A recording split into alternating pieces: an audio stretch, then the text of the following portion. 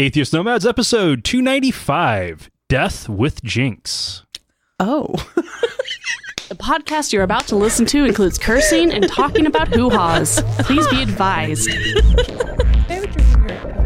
And, okay, Jynx, I said with Jynx. I did not make your name into the joke.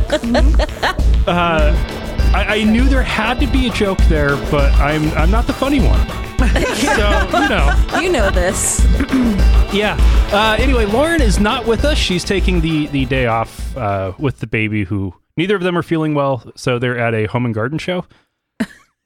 Well, that doesn't work out for me. Good for them. Yeah.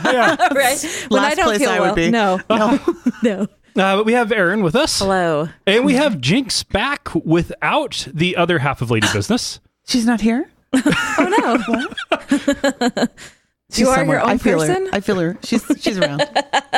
She's always around. She's probably peeking in the windows. Now, what is funny, though, is I think I'm pretty sure we got feedback last time that when it was you and Alicia both here, that nobody could tell which was which. We can't tell which is which. Yeah. Like on our podcast recordings and when we're like on radio and stuff, we totally can't tell which one of us unless someone says her name, or I'll say things like, I don't remember saying that. Oh, no, that was you. Okay. Yeah. We can't tell. So wow. Jynx and Alicia can't tell them different from sound. Jynx and Erin, if you see them from behind. Yeah. Or even just from a 6 foot distance. Yeah. You think, you're like, why are there two of them? Oh, nope, that's okay. well, it's mostly, oh, look, that's not Jynx. Yeah, it's always that. It's never the complete full conversation. Right. It's just like, oh, hi. Nope. Right. Nope. And then it's also completely drunk, wasted people after a show after Sophie's perform. Yeah. Oh my gosh, you were amazing. Yeah, I just say thank you. Yeah. Because we're all just like variants of the same look a little bit. So I'm like, thank you. Thank you. Although she always says, like, why do you get amazing and I get good? I was in the right place. Sorry. All right, so we're going to have a discussion about death, but we're going to save it for the end so as to not get everybody down. Be. Right. So let's jump right into news, where there are 49 dead at 2 Christchurch mosques after right-wing, alt-right inspired gunmen walked in and opened fire. Inspired by our very own Donald Trump. I can't decide. I mean, it's terrible, yes. But the fact that he's inspiring anyone to do anything is also terrible. Right. Just in general. Right. But also, this is the first thing that my son has been upset about seeing on the news. Oh, really? Yeah. This is the first time that he saw it, and he was like, what's happening? What is it? And I was kind of just watering it down a little bit, and trying to tell him the details. And he totally was upset and started crying and was like, is that here in Boise? Is it in Boise? Are people doing that here? And I was like, no. Yeah. No, it's in New Zealand, like the most peaceful country. Right? That should just be shires. Right. Hobbits and One Ring, whatever, but not this. No. And how is it that all the bad news in New Zealand is always Christchurch? Right. That's a good point. Earthquakes, mass shootings. Why don't you tell us something? Right. There's more, but those are the only two that come to mind. You're right.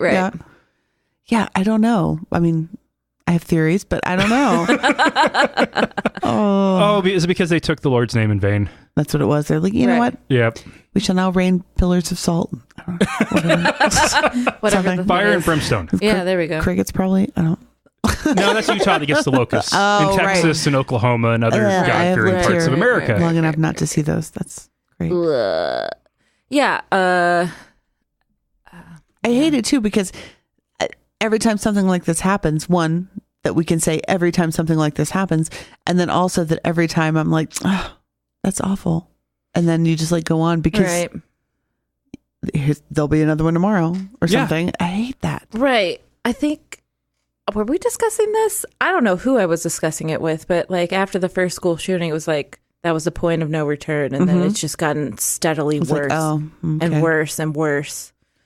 How are they, even if they have exact beliefs, they're right on track with what Donald Trump's whole thing is, how do they find this person inspiring in any way? That's the part I can't, it's not like he's some charismatic, leader where like, even when it's so evil, you can be like, I get how people followed. I get it. He's not that person. What's happening? But if you're a white supremacist and white supremacy had stopped being cool, which by the end of the civil rights movement in the U.S., it was not polite to talk about and not openly spoken of. And around much of the rest of the world, the same thing was happening around the same time. The anti-apartheid era also helped quiet that down. And then to finally have somebody say the things that they've been thinking about all this time inspires them to not keep it quiet. Emboldens, yes, but inspires? You know what I mean? Like, I guess that gives me a little bit of hope, because then it's like there's just somebody, they feel like there's someone patting them on the back being like, get in there, you can do it, kid. And I find that less frightening than like fervor of passion. Right. A little bit. Now, we also are in the era of YouTube radicalizing people. So there could have been a bit of that. The algorithm and Donald Trump. I wish I could feel that emotion about anything. Like, just see anything and be like, I am in. I'm so passionate about this. Never. I just don't I have nothing but like, I don't understand. I don't get it. Although I do find it interesting that like his lawyer, Cohen, I watched that whole thing, about that whole thing.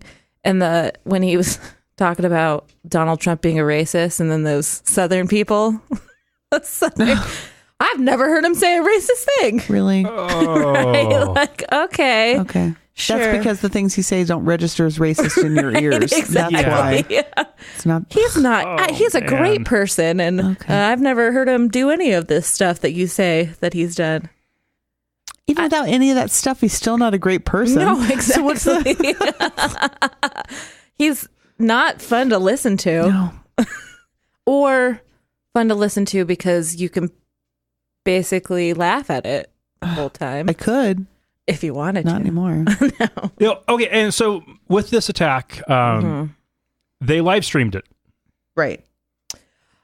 The shooters live streamed it. I have a person that I used to work with here at a coffee shop, and she lives in New Zealand now. And she said she saw. Now I understand what her post was, because she's like, I saw it actually happen. And I was like, what is she talking about? She saw it actually happen over the internet. Yeah. Now I get it. Which is that's a whole different level of crazy. Like, that's not just religious fervor. That's not just psycho murdering. Like, that's a whole different level of psychosis. It's like, I need people to see me do this while I'm doing it. Right. And they're alive, right? Oh, yeah. Yeah. They've been caught. Because captured and whatever. They were stopped by good guys without guns, which means the guns were taken away from them. They've been arrested. Right. The shooters and some accomplices. Yeah, this is insane. It is insane. I don't like it. And in response to it, because that was Friday noonish, which is when Friday is the Muslim holy day, Friday afternoon in particular. Kicking off. And so they're having their prayers, and gunman comes in. New Zealand is one of the first places in the day as time rolls around, because they aren't very far past the international dateline. So this caused many, many mosques in places that are not predominantly Muslim to not have their services, or to make sure there was extra security. Right. This caused a lot of police departments to send police to provide some of that security. Yeah. This prompted like all of the synagogues in, I think it was New Zealand, not just Christchurch, to cancel services the next day. Yeah. Because both as a show of solidarity with the people who, the Muslim community there that had suffered these losses, but also out of fear for their lives, because white supremacists don't just hate Muslims, they hate Jews too. Yeah. Right. Which, I mean, for a religious person, someone who's religious in that way, especially those two religions, like their house of worship is, if you have any like inkling that you're not safe in your house of worship, then there's something, your faith is in question. Like there's an issue. So for them to go that far is crazy. All right. Okay, so we have covered that joyous story. Please tell me we have something fun. This next one is just bizarre. Okay, bizarre. We like bizarre. Okay. T-cell leukemia virus type 1 is a very rare illness in the developed world. Okay. It's a relatively rare one in general, but it's a sexually transmitted virus that can cause leukemia. Oh. Huh. All right. So kind of like how HPV can cause cervical cancer or throat cancer or a bunch of other cancers. Right. This one can cause leukemia. Holy shit. So kind of like feline HIV or feline immunodeficiency virus that causes, leukemia in cats. So in the UK, they started noticing the strange trend of Shia Muslim men testing positive for this when they were getting tested for blood donation or IVF. Oh. Yeah. Interesting. Oh, so you're saying like this is a down low situation. This was just all of a sudden, it was like, okay, so here's one. That's weird. And eventually there were 10. And it was just like, there were all of these things that were in common. This is in the UK. In the UK. Weird. Okay. And finally, a doctor was looking at one of the patients and noticed a bunch of scars on his back. Oh, yeah. Right. All 10 men have contracted T-cell leukemia virus type 1 from self-flagellation in places like Iraq and Sudan. Oh. Yeah. From self-flagellation? Uh-huh. So somebody takes the whip and beats themselves in the back. Right. And then they're dipping it into bleach water to try to pure, or it wasn't even bleach water, but some kind of a antiseptic bucket to try to purify it, and then pass it to the next guy to do the same thing. Oh, they didn't have their own? Well, that antiseptic they were using is not effective against human T-cell leukemia virus type 1. Oh, good. I assume this is all part of religious practice. Yes. So it is controversial within Islam. It is controversial within Shia Muslim communities, but self-flagellation is a practice that a lot of a decent number of, and it is a minority of Shia Muslims, but some Shia Muslims will do as part of religious penance to atone for their sins by literally physically beating themselves for it. No, the only other time I've seen this in a religious context was in Angels and Demons, the Dan Brown movie. Yeah. That's the only time I've ever seen it in any other context. Yeah. So I just wanted to throw that in. So Catholics will do it. Right. I was going to say, before this, I only knew about Catholics, which is not true. There's an HBO show, and there was a whole thing about Muslims and self. Yeah, I've heard about it in Islam, but that's the only other. So I didn't know if it even existed, and they were just doing that. But yeah, okay. All right. So if you are going to flagellate yourself, be clean about it. Right. Use your own. Just get your own. Yeah. Just do not share flagellation instruments. I feel like that shouldn't be unsaid. I feel like we should know that. Also, maybe just basic first aid. Yeah. Like if this is a part of your practice, maybe just know how to care for the results. Clean the wounds afterwards. Don't self-flagellate alone. So there's somebody who can help cleanse so you don't your bleed back. out. Yeah.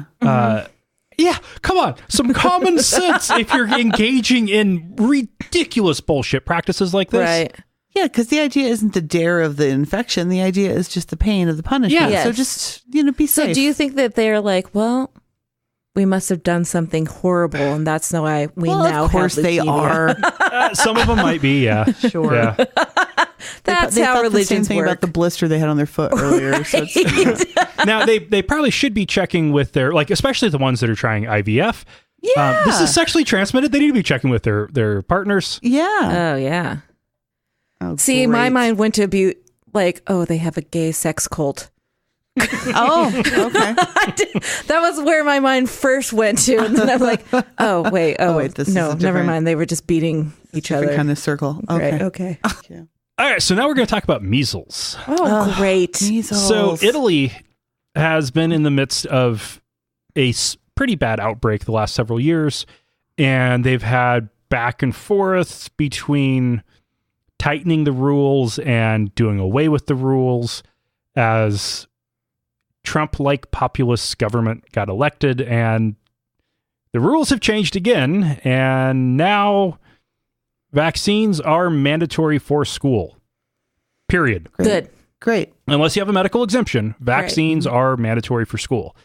Children 6 and under will not be allowed into school or even preschool without proof of vaccination. And there's no religious exemption? No religious exemption. Good. And they can't exclude children who are over the age of 6 from being able to attend school. So they will be fining those children's parents €500. Like, they should do it each school year. I suspect it will be every school year. Good. Yeah. Until they're vaccinated. Vaccinate the kids or pay €500. This is kind of similar to Australia's great and all, funds. but also if they don't, and they're just like, fine, I'll just pay the €500. Well, that doesn't help anyone. Right. But at least the majority of the rest of the kids are. Yeah. Well, the way it has turned out is vaccination rates are way up. So it seems to be effective. You're like, I'm not paying that. Get free vaccines or pay money. Most people are going to take the free vaccines. Yeah. Yeah, well, and also they're probably not as, I tend to think that this whole argument is almost straight up North American bullshit. Mm-hmm. Like, I just can't see it that it's this big of an issue anywhere else. It all started with Andrew Wakefield, who's British. Right. The anti-vax movement in Europe is quite strong. The anti-vax movement in the Islamic world is even stronger than here. Really? Yeah. They believe it's a Western plot to sterilize their women. I was going to say, isn't that the religious thing? The religious belief is that, like, it's poisoning or it's some kind of conspiracy. Well, sure. I just assumed that in the rest of the world that had suffered greatly from these diseases until much more recently would have maybe been like, that whole plot thing, let's at least maybe like not kill all of our children, then we can discuss it. Right. I figured they'd be a little less. You would think, but the rise of anti-vax sentiments in the Muslim world has resulted in polio becoming endemic in more countries when it was on the verge of eradication. Yeah, there was nothing to... good for them. Good for them. Oh. Yeah. Way to bring back those curable diseases. So, Italy, good job. Nice job, Italy. Also, I don't know, because, you guys haven't put any children in school in Idaho. No. Right? Yeah, no. Right? In Idaho, there's just a thing where it's like, you have to provide your vaccination charts or whatever, right, or claim a religious exemption. Mm-hmm. Do you need any other exemption? No, there is no follow-up to that. Oh, really? You just check a box? You don't have to bring in anything. You don't have to like present any kind of like membership or church or belief or religion, like something that proves that like, yes, I honestly, legitimately hold this belief and this is why. You don't have to do anything. You just be like, nope. Wow. Oh, and we covered a story about a year ago with a mom who won a fight over even having to fill out that form. What? Yep. Why? What's the problem? It's an X in a box. Yep. Get your own school. Right. Honestly, that's a homeschool. That is a health safety issue. That is not an exclusionary. I don't want your people around. It is a health safety issue. Mm-hmm. You can all go to school over here. Right. No, it's like the Catholic and in some cases evangelical organizations that are not wanting to provide contraceptive care, and also saying that it violates their religious beliefs to fill out the form saying they will not be providing contraceptive coverage in their insurance plans. Yeah, no, it doesn't in any way violate that. It just gives you a chance to say why. Uh-huh. So they don't even have to say why. They just have to say, we aren't doing it. Yeah, that's it. Yeah. Frustrating. This is so frustrating. That's where they've reached that crux of like, we understand marketing. So we don't want to. Yeah. All right. So we got a couple of stories from the U.S. now. Okay. We're just flying through these. Oh, yeah. We're back in America. Feels good to be home. So... You're just shaking your head, just like, oh, what am I Kentucky, saying? Yeah, that was horrible. That was so bad. Kentucky has passed 2 bills about abortion. Okay, let's hear it. The first one prohibits abortion after 6 weeks, which is before most women know they're pregnant. Yeah. The other one bans abortion if a woman is seeking it because of a fetal diagnosis. Wait, what? Fetal diagnosis? What do you mean? What? So if you do the genetic screening to find out if checking for a neurotube defect or checking for, or even ultrasounds will look for that. Okay. But neurotube defect or the other big one is Down syndrome. Mm-hmm. Looking for the gene for that. Okay. Or any other kind of chromosomal things that are going to cause loss of life. So wait, did you say a ban on that? Yep. So that's prohibited. So under the one bill, you can get an abortion unless it is for a good reason. And in the other one, you can't get an abortion at all if you know you're pregnant. These didn't pass, right? These passed. Wait, what? Yes. I'm sure they passed. This is confusing. Well, they know the 6-week ban is going to fail in court for sure. Okay. So otherwise, they would have only passed that one. So they're hoping that the fetal diagnosis ban will pass in court. Right. It might. It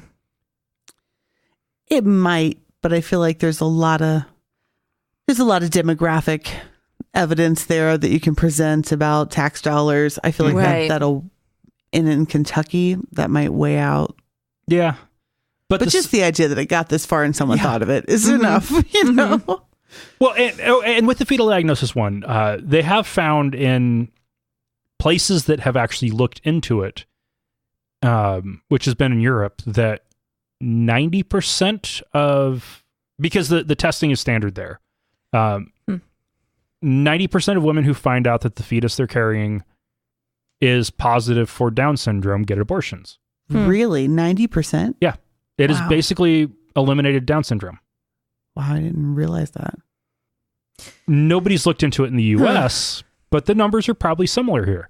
Except those tests aren't as common because insurance won't pay for them. Yeah, you usually only have them if you're advanced age or you have some sort of other And those are expensive. Yeah.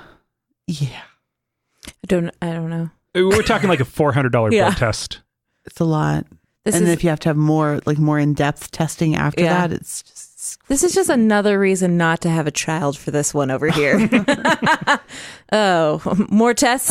Oh, and Aaron, you're 35 now, right? Yes, I am. It's That's automatically advanced doubled. maternal age. Advanced maternal age, yeah. Wouldn't I be like having a geriatric pregnancy?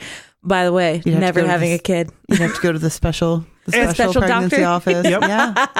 Yeah. And what's crazy with that is if you look at the actual evidence on it, the risk from 34 to 35, there's no big difference. No. And even over 40, the risk of birth defects or complications are only doubled.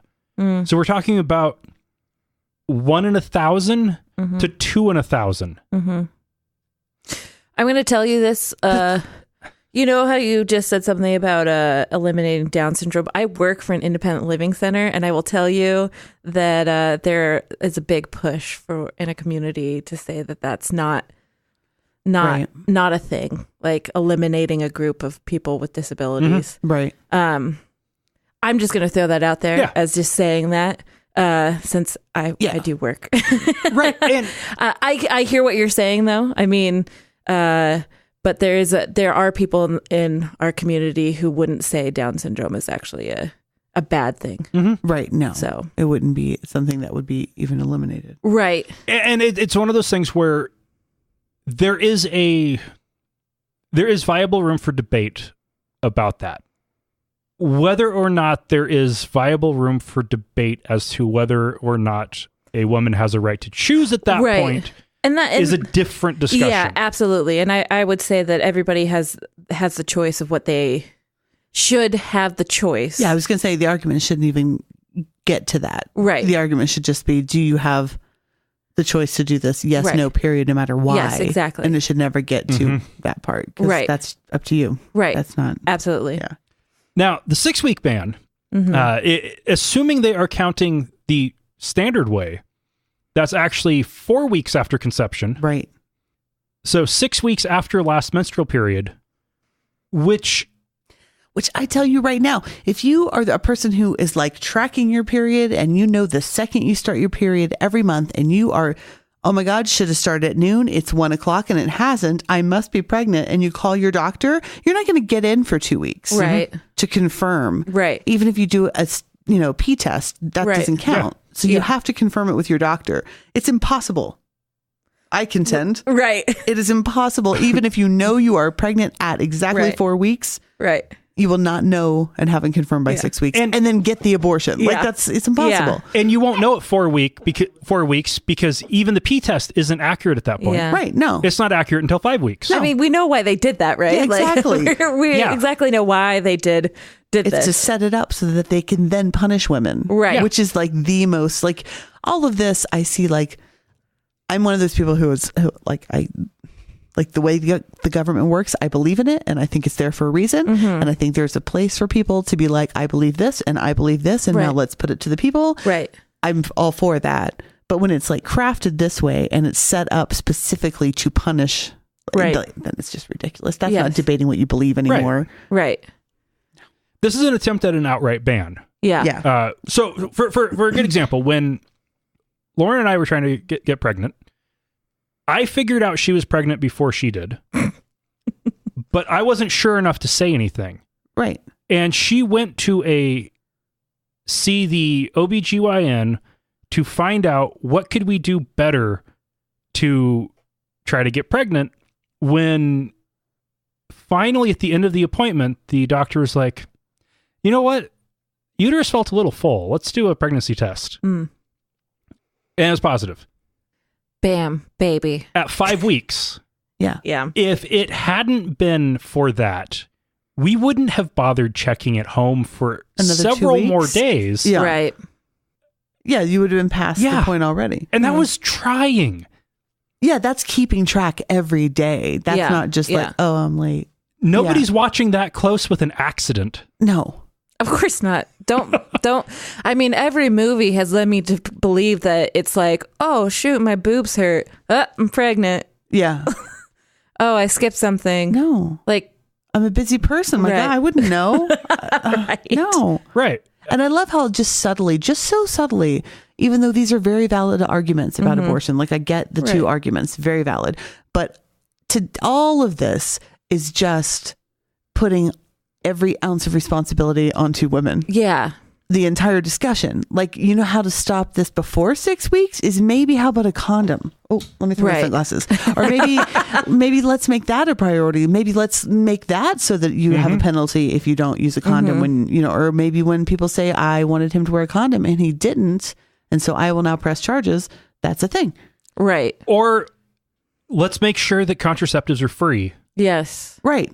They're accessible, free. You don't have to, I would say, write a letter in gold ink to your pharmacist and present it in front of the, comprehensive education would be great. Oh, yeah. And just knowing. Yes. Allowing children to understand that they have ownership over their own bodies. Right.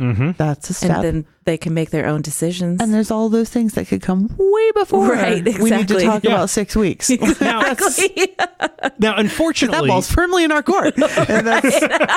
Now, unfortunately, we live in the world where whether or not you look for solutions on the supply side or the demand side has become a politically polarized thing. Right.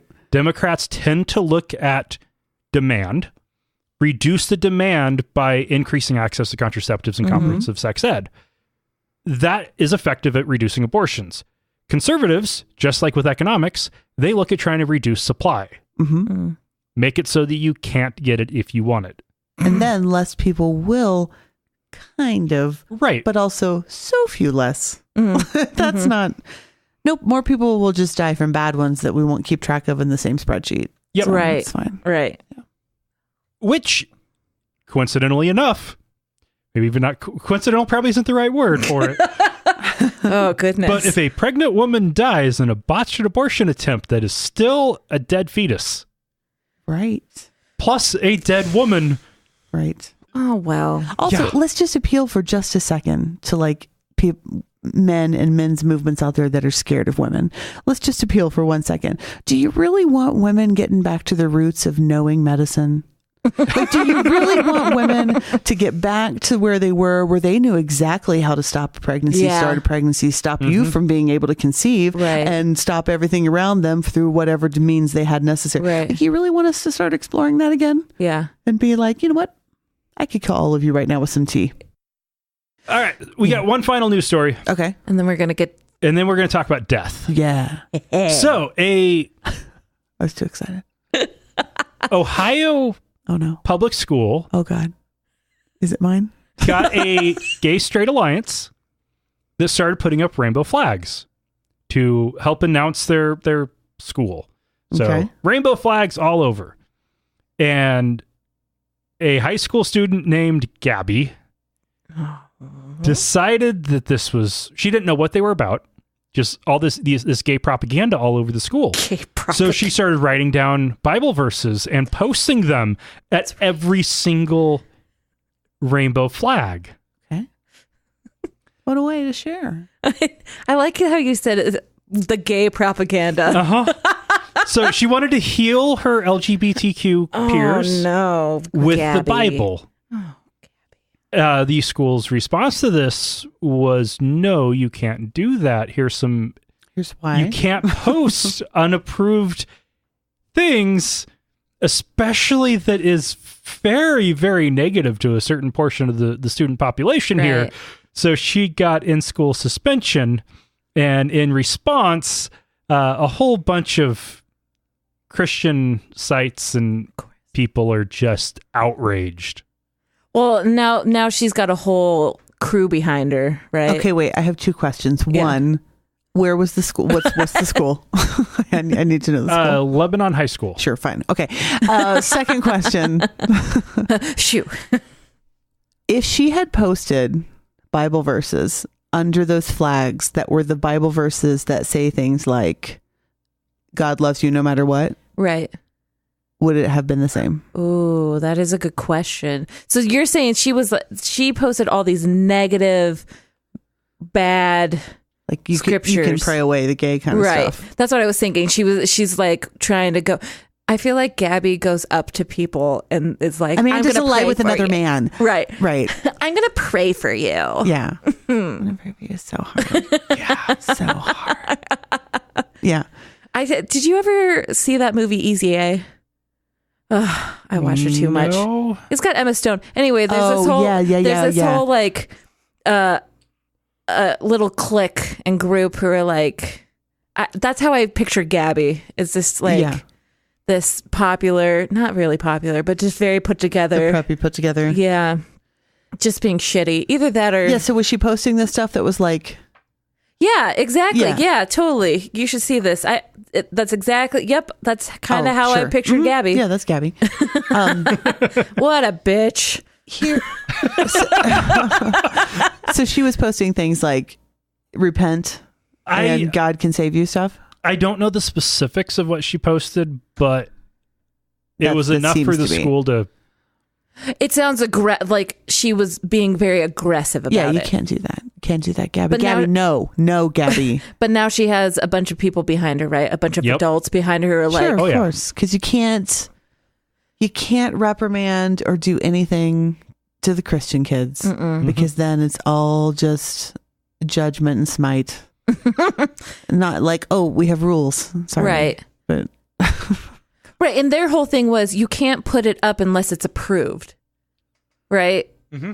So they're just saying like, sure, you could put those up. Out of it. Yeah, sure, you could put those up, but it had to be approved first. Right, that's how they got out of it. Because if she had taken them into the office to be approved, they would have been like, great, stamp. Yeah. And so now they're like, oh no, they weren't approved. So as if. I am immediately suspect. I'm sorry, this is awful. I am immediately suspect of anyone who gets upset about anything gay, calling it propaganda or gay agenda or trying to convert people, because anyone who is not gay, like anyone who is just a straight up straight man, or like even on that end of the Kinsey, you're just kind of mostly straight. Yeah. That would never even cross your mind. It would never even cross your mind that someone might be able to convince you to be gay. But if you might be a little gay, right, then you're like, oh my God, they could convince me to be gay and they have to get the hell out of here. So whenever anyone argues like that, I'm like, oh, I see.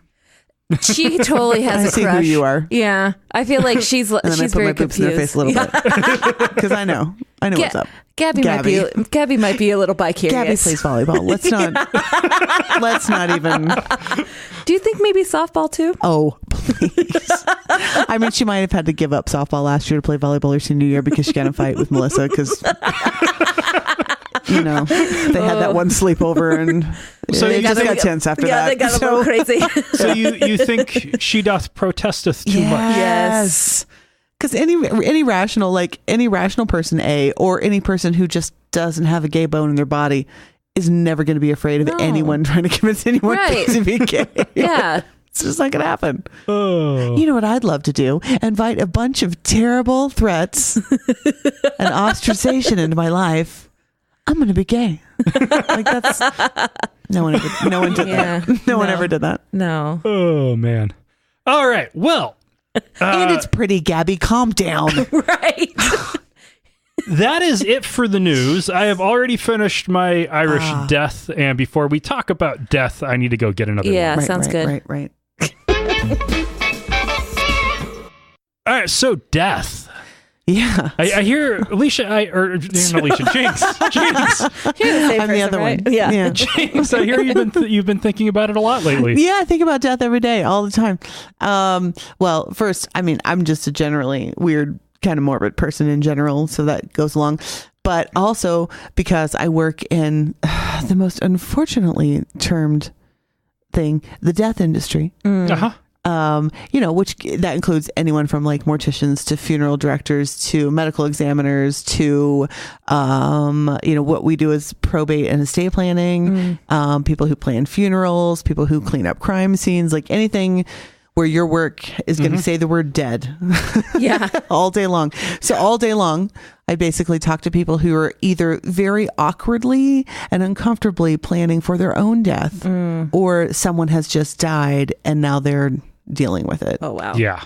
So all of that stuff. Plus I just in general have been a very, I'm pretty outspoken about death positivity and funeral industry issues. Like I have a lot of opinions on that. I wanted to be a mortician for a long time, so I had a lot of thoughts about it and opinions, things about that. Because and the reason that I do this, because I think that if you're a person who can work in that industry, if you're a person who can go into work every day and talk about someone either dying or just dying or is in the middle of dying, if you can do that, then you should. Yeah. Because not everyone can. There's a limited number of people. Right. And so if you have that ability, that's really that's where one of the best class I took in college was when I was trying to get a psychology minor that ended up conflicting a class I needed for like all the options senior year to finish up that minor conflicted with core classes for my major. So I couldn't do it. Good ones. Right. But I got half of the minor, and that included a class called Death and Dying. Amazing. Yeah. Absolutely amazing. Yeah. Oh man. It's strange, and I think it's good, especially to take those kinds of things at that age. Like when you learn that stuff at a point in your life where you are old enough to understand that it's real and imminent, but it's not so new that it freaks you out, but it's also not so far along that you see it coming. Right. It's like the perfect time. Well, and around that age, usually grandparents die, and it gives you the mental framework to think about it. And even when you experience atypical grief scenarios, it's amazing knowing how that process works can make the experience. I'm not quite sure what the right word for it is, but like when my estranged father died in 2016 and I packed up and drove down to LA to claim his body, I shared that experience on the podcast. Yeah. Like live went out on the patio and recorded it and posted it, and people are able to follow along through the experience. That's amazing. I hadn't seen him in 22 years. Mm-hmm. I hadn't even known if he was alive for, at that point, would have been 15 years. Mm. It was a bizarre experience. Like the normal grief wasn't there because there wasn't a lost relationship. Right. But I still grieved. Right. Yeah. There's still something to grieve. We forget because we try to shove all of this into a closet all the time. I think we forget that we grieve jobs and we grieve clothes and we grieve pets and we grieve all kinds of things all the time. And like all of those little grief modes are what's supposed to traditionally prepare us emotionally for the big grief that comes eventually. Mm-hmm. But we are so afraid of it. And so afraid of talking about it and so afraid of learning how it works that we just don't grieve those things. And then when something big happens, everybody loses their shit. Right. Yeah. Always. One that's been interesting to see is like companies' bereavement leave policies show you a lot about what the executives and HR personnel consider to be valid grief. Yeah. Because it's usually your direct ancestors, direct descendants, and your siblings. Mm-hmm. Some of them very hard timelines, like very hard. This is how much you get for this type of family member. Right. Here's how much you get for a parent. Here's how much you get for a child. Yeah. It's weird. So then some of the more progressive ones are including miscarriages now. Right. Thank goodness. That's good. Yeah. Yeah. But like nieces and nephews aren't included. Yeah. Right. When my nephew died, I had to take paid time off. Mm-hmm. That was a much harder death to deal with than when my 96-year-old grandpa died. Yeah. Right. Yeah, that sucked, but it was his time. Like you knew that was coming. It wasn't a surprise, a shock. Yeah. It was overdue. Yeah. We'd all been grieving him for 3 years. Right. Yeah.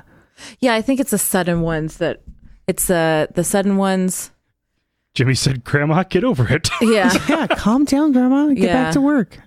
It's yeah, because when my niece died, I did not take that well. No. But I also hadn't been at all acknowledging the fact that I had just gotten divorced 2 years before. Exactly. And then went into school and I was like, I am fine. And then as soon as my niece passed away, everything hit me like a ton of bricks. That's called cumulative grief. Yeah. Right. And that's what happens. And that happens all the time. Right. That's my 7, he's going to be 8 soon, 8-year-old son goes to therapy twice a month. Yeah. Specifically because of this, because we had like a run of just a lot of people and a lot of loss in our family, and then our cat died, and that was like the final that was the thing that just broke him. Right. And it was like if all those hadn't, but that's just how it goes. Right. The stress index, starting a job, ending a job, new baby born, right, those all add to stress. Right. A new pet adds to stress, moving adds to stress. Yeah, all of those stresses last generally in that index for a year. And they're all assigned points. Right. Anything over 100 puts you at serious risk of depression. And divorce is 100 points.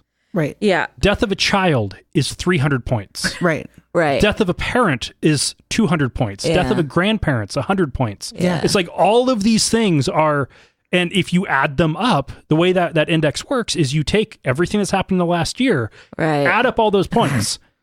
Yeah. Whoo! Right. If you got a divorce and the death of a niece. Oh yeah.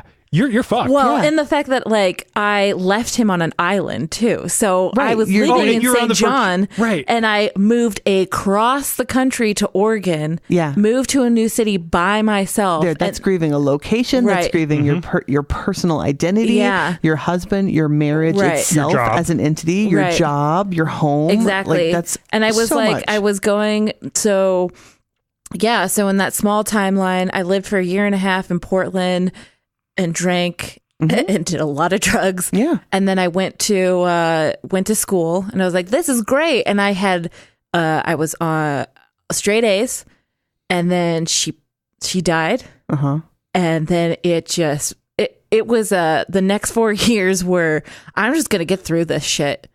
I'm just going to get through this shit. That was the trigger point of all the stuff. Yeah. And so I did go to counseling, and I was on medicine, but that was also a time where like I spent 2 weeks in bed without showering.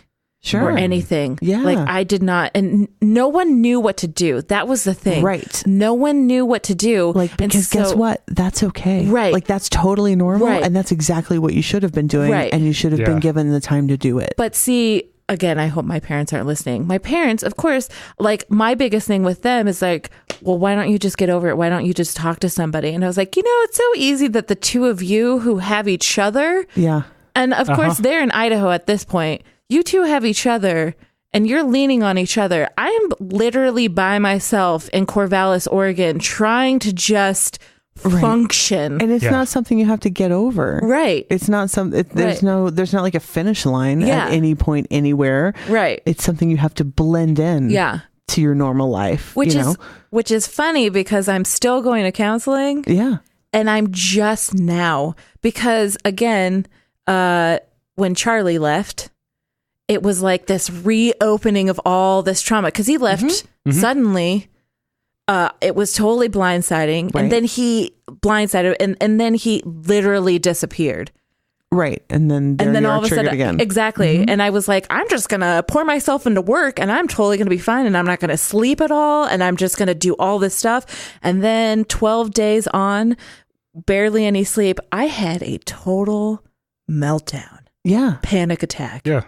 And I was like, I cannot live my life this way anymore. No. Like, I have to be able, I need tools to figure out how this all works for me now. Right. Which was actually so relieving to sit in front of someone and have them say, well, you're grieving all these things.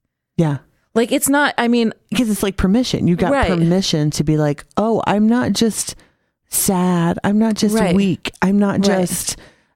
I can't do anything. Yeah. There's a reason why I'm feeling this way. Right. And it's normal. Yeah. What? Oh my God, it's normal. Like that's amazing. Like, when my nephew OD'd, they managed to resuscitate him. He was on life support for 3 days before finally got the diagnosis of brain death.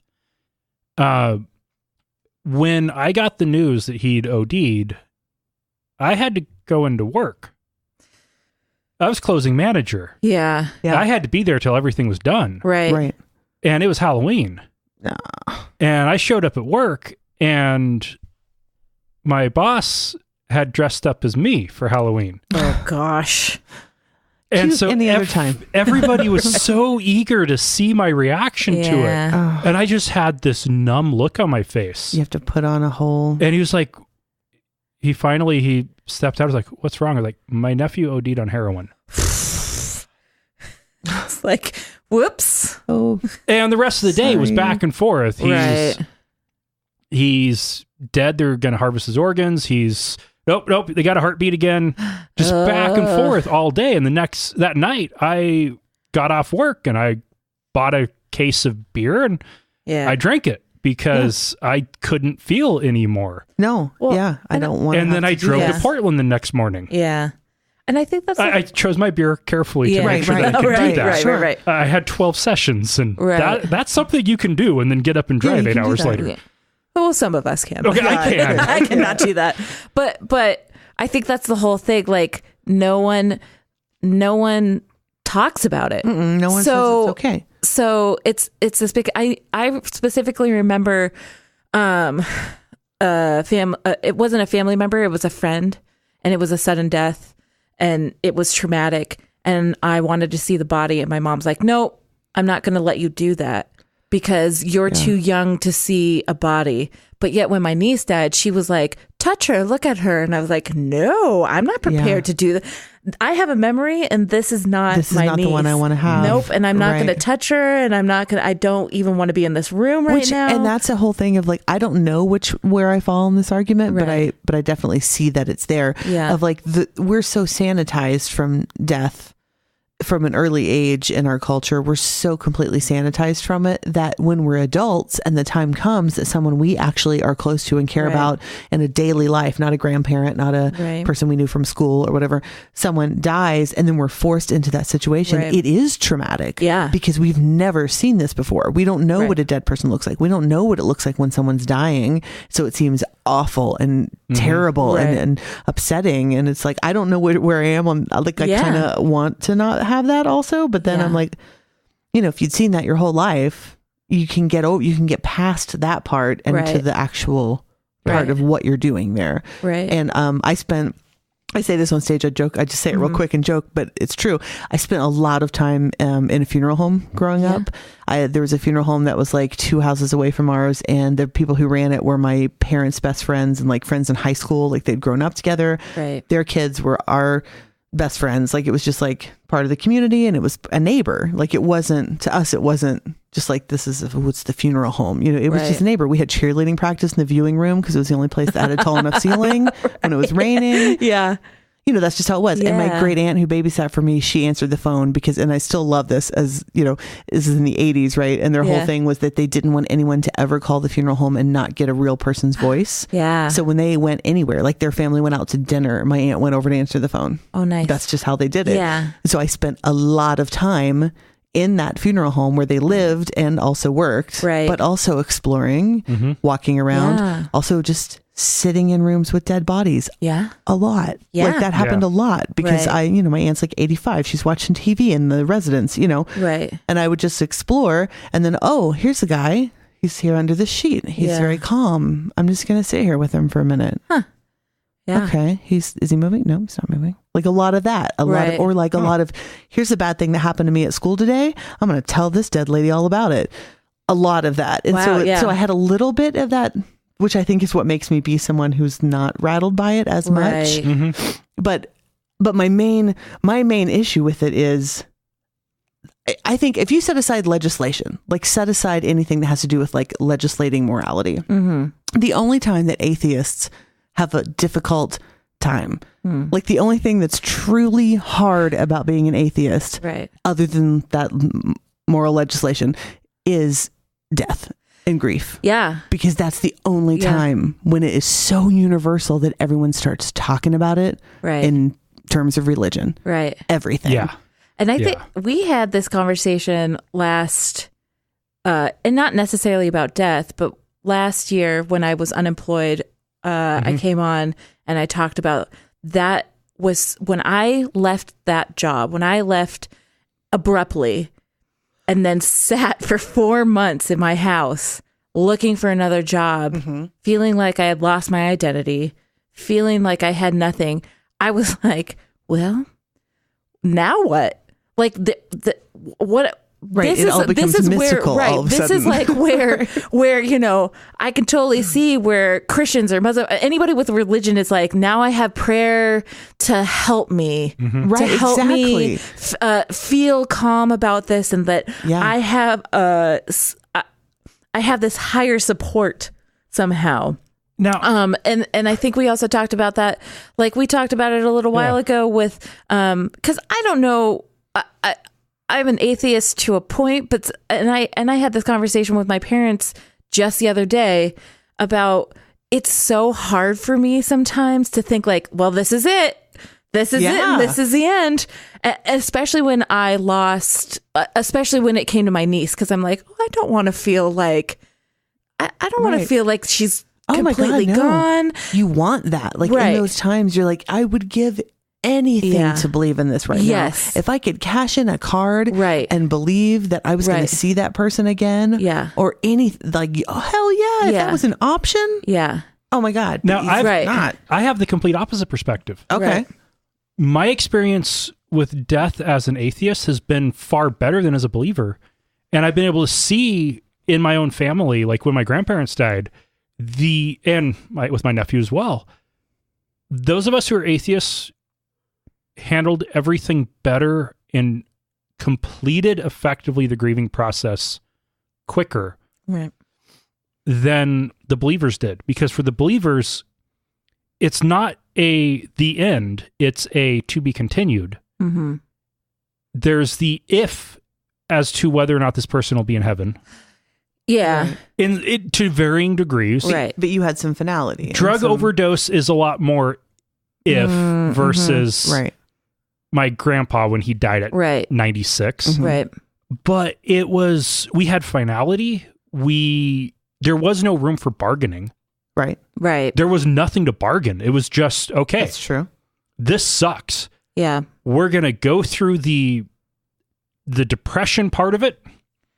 And we were also, and some of this could just be, the different individuals involved as well, but all attune enough with our own emotions to know now is the time that I'm going to feel feelings. And when I've felt enough feelings, I'm going to shut those down with alcohol. Right.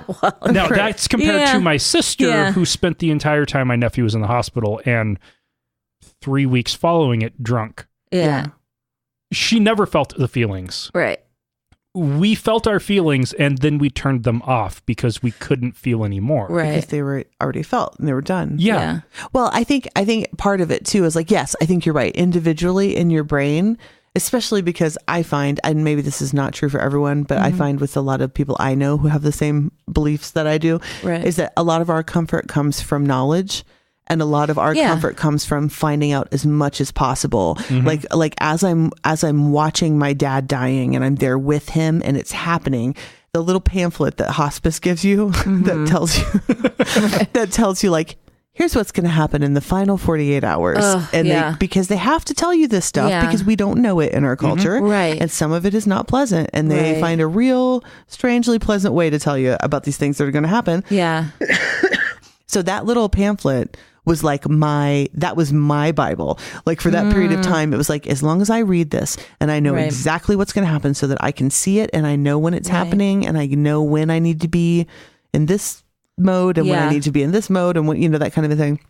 So like that gave me some comfort. I think that we're like that. A lot of us are that kind of way where we do that. But the thing that turns into the emotional load of it, the thing that I think makes grieving worse as an atheist is that you are constantly bombarded all day long with other people's religion. Yeah. Yes. Yeah. And you don't have it to is unbearable. fight. Right. We're like right now, if someone came in and was like, bless you, you'd be like, all right, Right. okay.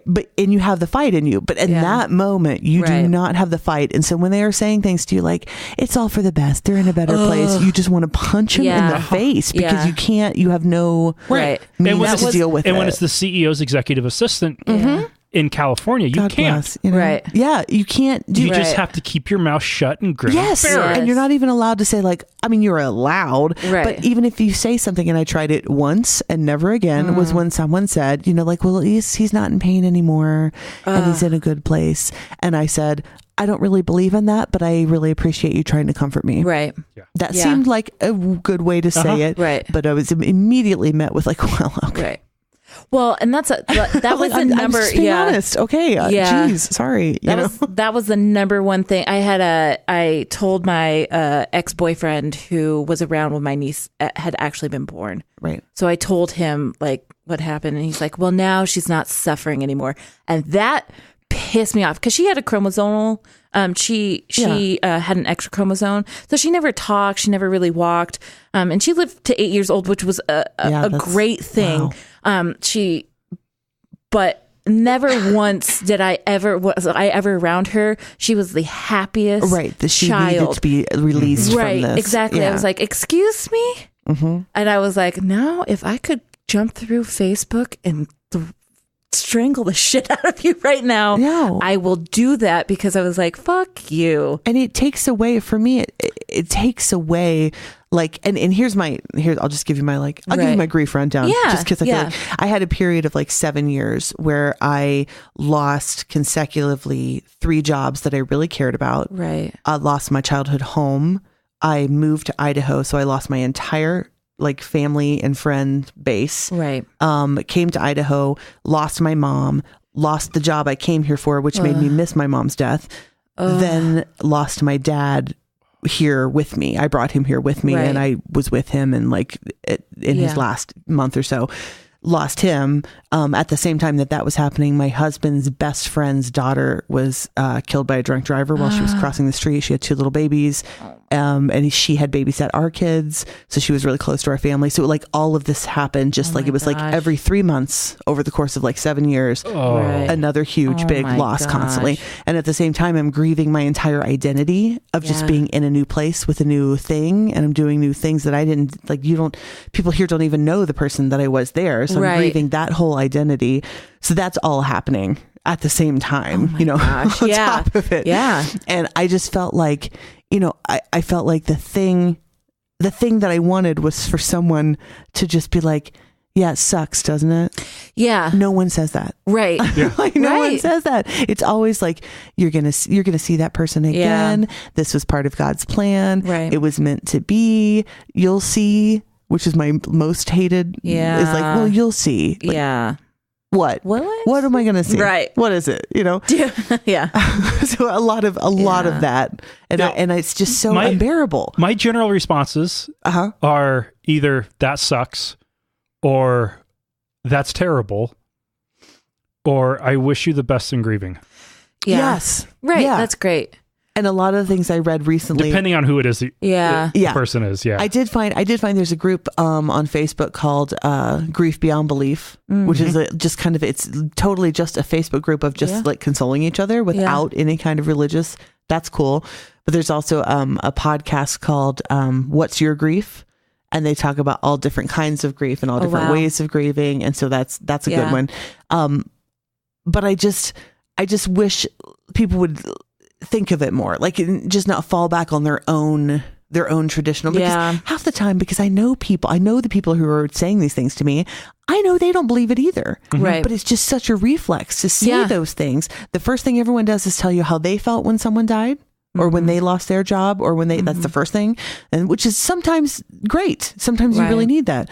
And then the second thing is always some religious based thing. And I just read the other day that like, if you just instinctively, when someone is grieving, no matter what you know about their religion or yours or whatever, offer some sort of act, like offer some sort of like, how about we just sit down and have some tea and you can talk about it? Yeah. Or why don't I take you to get groceries? Right. Or to do that first, immediately just solves the whole thing. I did that with a roommate once. Her grandmother, a roommate of mine, her grandmother died. And when I heard that, I was like, do you want to go get mashed potatoes? Yes. And at first she was like, I felt really weird that you said that. And then she was like, and then I thought about it and I was like, fuck yeah, I want to go get mashed potatoes. That's exactly what I want right now. One of the ways I deal with grief is by doing.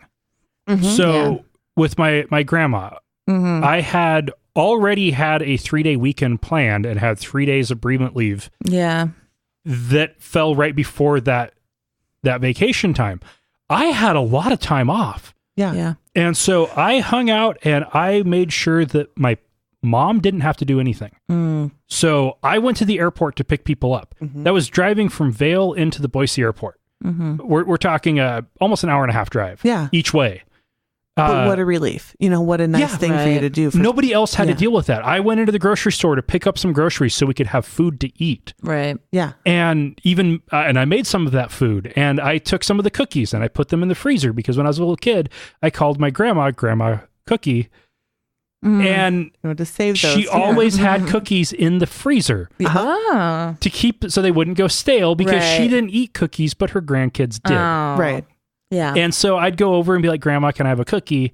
And she'd open up the big chest freezer and pull out a cookie. So I got Chips Ahoy, which was the brand she always had, and put it in the freezer. Nice. And for like the next 5 years, April 27 was the day she died. I had Chips Ahoy in the freezer ready for that day. Right. That's awesome.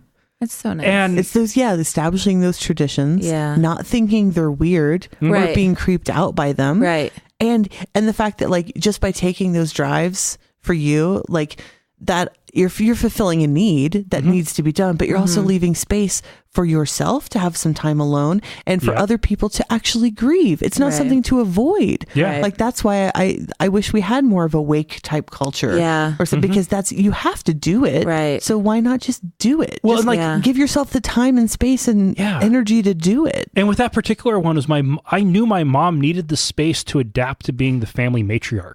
Yeah. Where does she fit? That was a brand new role for her. Right. And it fell on her that day. And to scream a little, to not have to entertain and worry about, is everyone okay? Right. Especially the matriarch of the family, because their instinct is immediately to make sure everyone else is okay. Yeah. And give them some space to freak the fuck out. Yeah. And with my nephew, my brother and I, he'd dealt with friends that had OD'd on heroin before, so he knew how to handle it.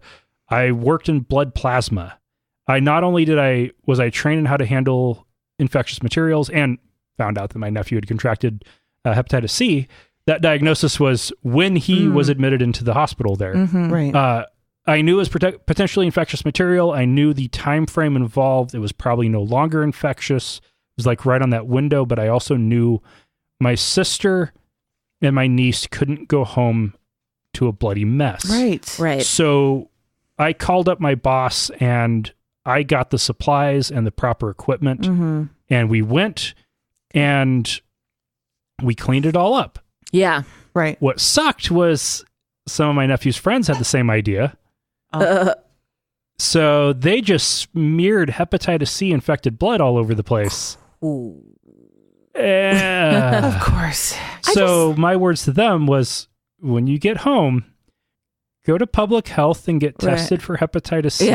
Yeah, please do that immediately. I think we're all at an age too that we should be talking about it as well. Yeah, definitely. Which it's weird because I'm single and I've been talking about it because when I left my ex, we weren't technically divorced and my parents wanted me to have a living will because they're like, what if you got hit by a bus? Because then Jason's gonna have every right over you and we're not going to be able to do anything. Luckily, I got a divorce, but I still have not done that. I still haven't done it. Even still, if you were in the hospital right now and something terrible was happening to you, most hospitals are going to turn to your parents. Yeah. But they don't have to. Right. There's nothing legally binding them to ask your parents what you want. Right. They just do what they think is best. Right. Yep. Right. Which, if it's one of the two health systems in the valley, if there is a question, it goes to an ethical review board that has a nun and a bishop on it. Well, I know that the one day... Actually, the bishop isn't on it, but sometimes gets consulted. That would be the more accurate way of putting it. And that's where that decision... But they try to get the nun in on it as much as possible. Yep. So I do know that St. Luke's, if you are on life support and you don't want to be on life support, even though you're family, they have to keep you for 72 hours, apparently. Ooh. Yeah, there is a waiting period. Yep. And I know so that the only doctors can sign off on it. Yeah. I only know that because my roommate's an ICU nurse, and she told me about the only time I've ever seen her break down about somebody was this young mother who she has no idea, just went into cardiac arrest. And that's what scares me. Yeah. That's what scares me, where I'm like, okay, I really need That's the thing. Single people need to let these things be known and share these things as much, if not more, than people with families, because there's no one. You have to designate those people. Right. Well, and the other health system had the situation where a woman got brought in who was pregnant and brain dead.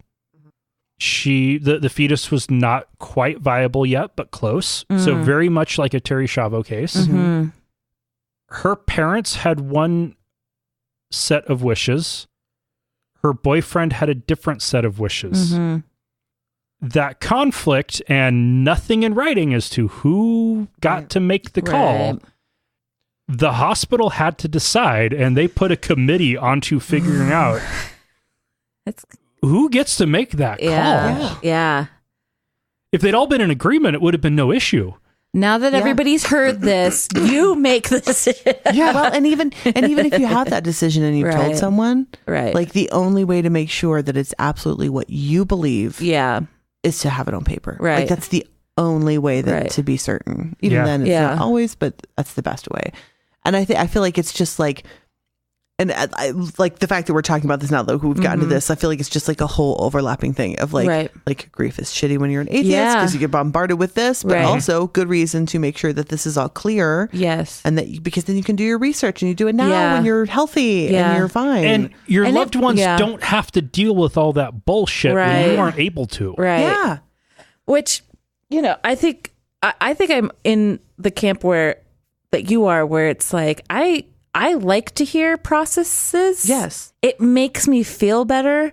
Like, I think I would have also been liking the, here's what you're going to expect for the next 48 hours. Oh, yeah. Here's what's going on. And if and because I'm not creeped out by it. Yeah. When I knew I was going to cremate my father. Right. And I knew that I got to be a part of it. Mm-hmm. I wanted to know everything about it. I wanted to know how it was going to work, how he looked, what the machines are, how they operate. Because, and I feel like I guess that's the advantage of being a non-believer in those, is that I don't have to, I'm not resigned to well, this is just, just a shell of my soul, and I don't need to worry, and I'll let them take care of it. It's like I have permission to find out the information and do the things and not feel guilty and weird about it. Well, one thing that was kind of weird when my father died, it was the state or the county tax assessor who ended up tracking us down.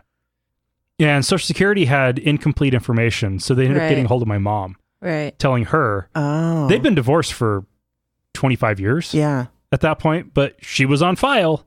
Yeah. That was somebody. There was a phone number they could call. Wow. She was on vacation in Montana and got the call and got a hold of my siblings and I. And I was the one that was able to take the time off because the HR policies I was under at the time allowed for 2 extra days of bereavement leave if it was over 500 miles away. Mm-hmm. So that was convenient driving down to LA. Yeah, that's good. So drove down, I signed the paperwork, my brother paid, and it was so weird that we needed to claim the body. They tracked us down so that somebody could pay for the cremation. Right. $800 is all it cost. Yeah. They just needed somebody to pay for it, somebody to take care of it.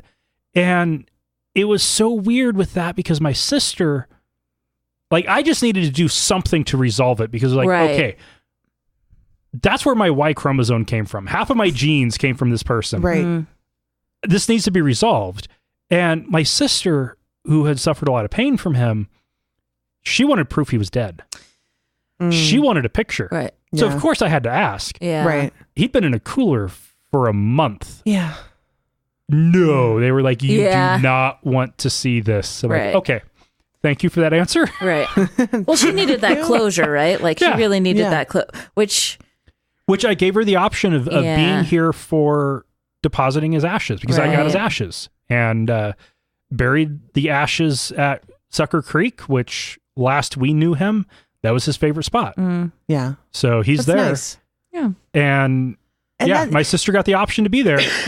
She wasn't there. That's another thing that I believe in a lot, even though, regardless of not having those religious beliefs, I feel like, and that's kind of the whole thing with the probate. The whole reason I do that for work is that I'm the person who can listen to someone's words after they've died and do exactly what they wanted. I can make sure that those words are executed exactly how they wanted them to be because that's what I do. Right. And same thing with that is I think it was something like the last thing I read was, I think it was 100,000 maybe per year unclaimed cremains in the United States. Wow.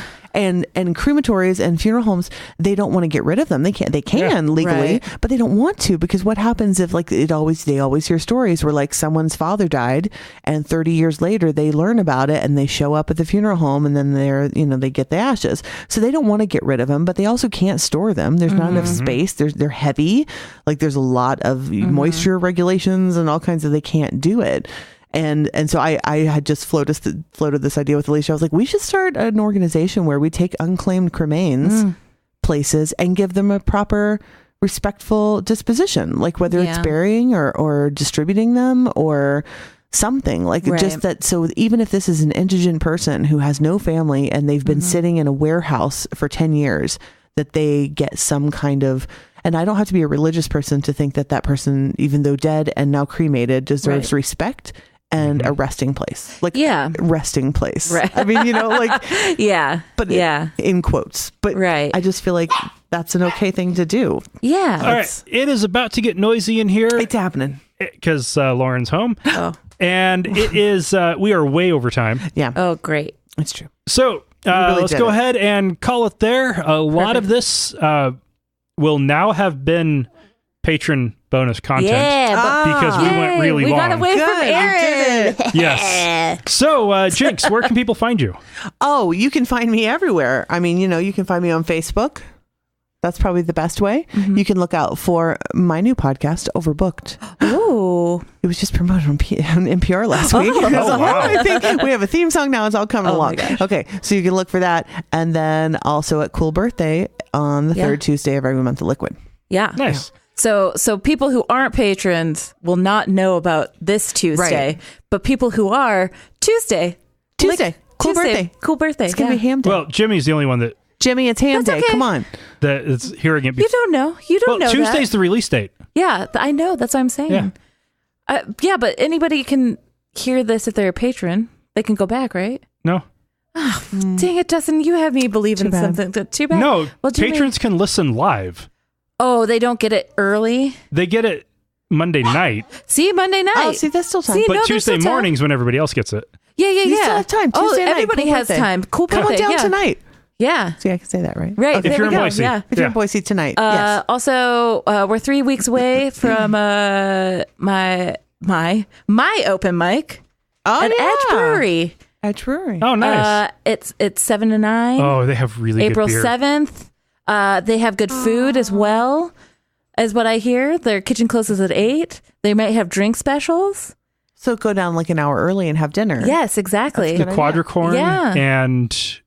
Plus then... what is their imperial stout? It is...